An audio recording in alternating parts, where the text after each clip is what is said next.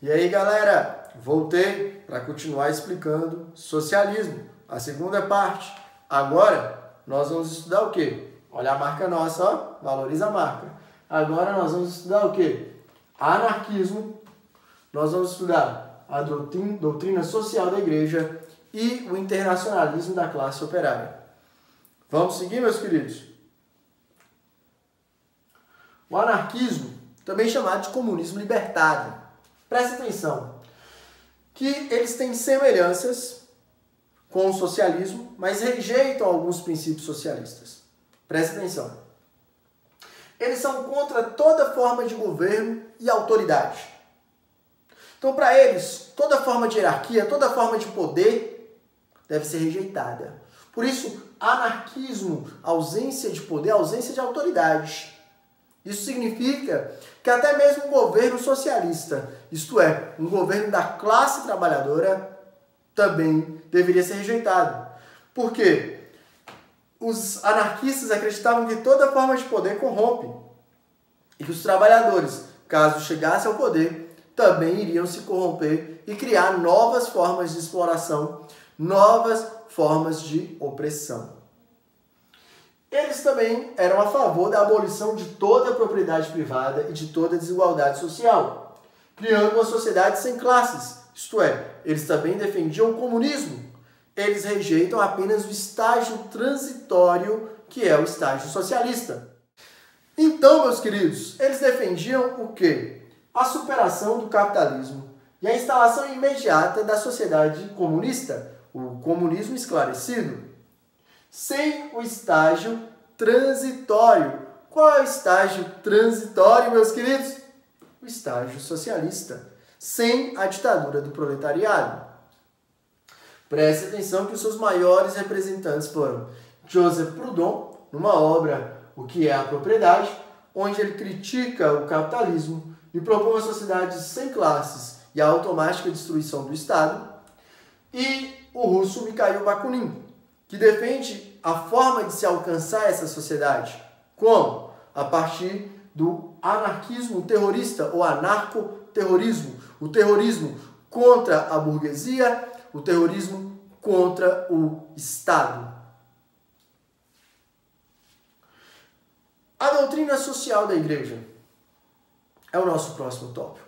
A doutrina social da igreja é a reação da igreja à Revolução Industrial, mas também a ascensão das ideias socialistas e a ascensão das ideias anarquistas. Os socialistas e anarquistas afirmavam que a igreja era um instrumento da burguesia para controle da classe trabalhadora.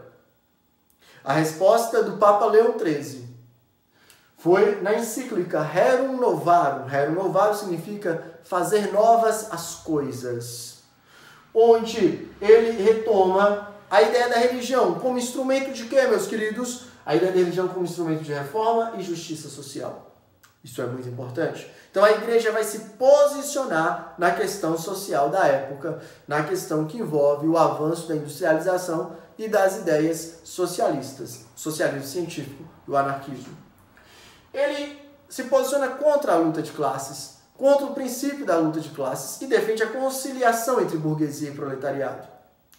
O Papa Leão XIII defende a propriedade privada, mas ao mesmo tempo defende o direito da classe trabalhadora se organizar em sindicatos, permitindo assim negociar da melhor forma seus direitos, negociar da melhor forma melhores salários. Ele apela para o espírito cristão dos empresários, dos burgueses, para negociar e dialogar com a classe trabalhadora, sempre sob influência de valores cristãos. Nós sabemos que esses princípios da doutrina social da igreja, essa ideia de conciliação, nunca foi alcançada. Contudo, foi importante pela presença da igreja na questão social. E de lá, a igreja não sai mais, e no século XX, a doutrina social da igreja vai influenciar a teologia da libertação, que foi muito influente na luta, na resistência à ditadura militar de 64.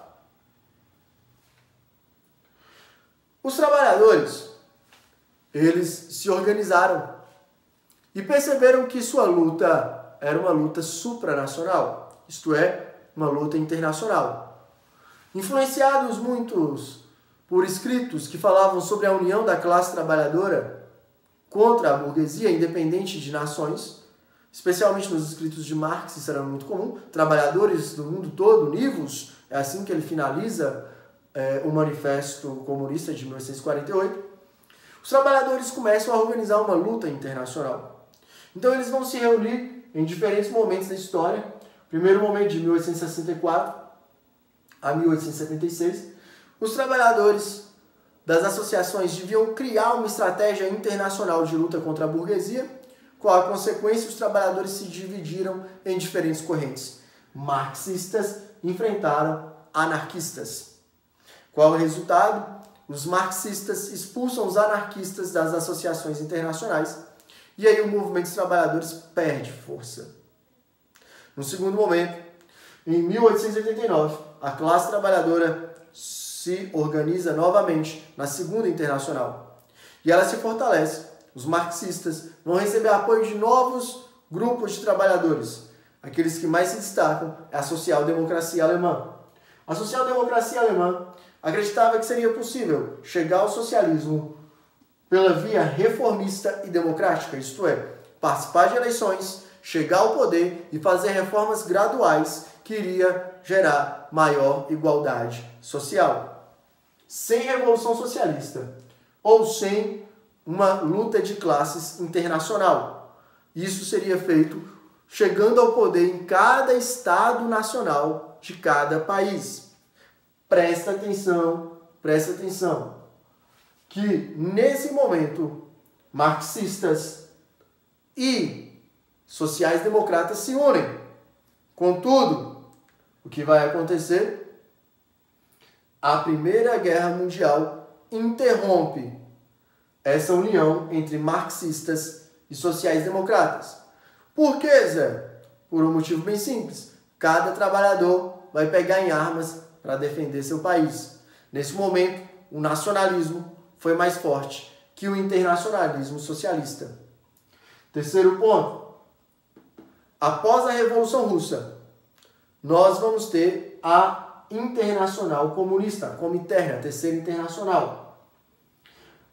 A Terceira Internacional defendia o quê? Seguia o modelo da Rússia, isto é, a ditadura de partido único. Aqueles que não concordaram com a Comintern Internacional Comunista, que a Rússia organiza, vão rejeitar essa proposta e vão criar a Internacional Socialista. Todos que discordavam do regime de partido único, da ditadura comunista da Rússia, vão formar parte da Internacional Socialista em 1923. E desde lá, até o final da Guerra Fria, o movimento dos trabalhadores vai ficar dividido em diferentes vertentes, em diferentes posicionamentos. Há aqueles que defendem eleições, como sociais-democratas, e há aqueles que defendem as teorias revolucionárias marxistas de tomar o poder pela força. Meus queridos, muito obrigado pela atenção, muito obrigado pelo carinho. Qualquer dúvida, escreva nos comentários. Finalizamos aqui socialismo. Até o próximo vídeo sobre nacionalismo. Até mais!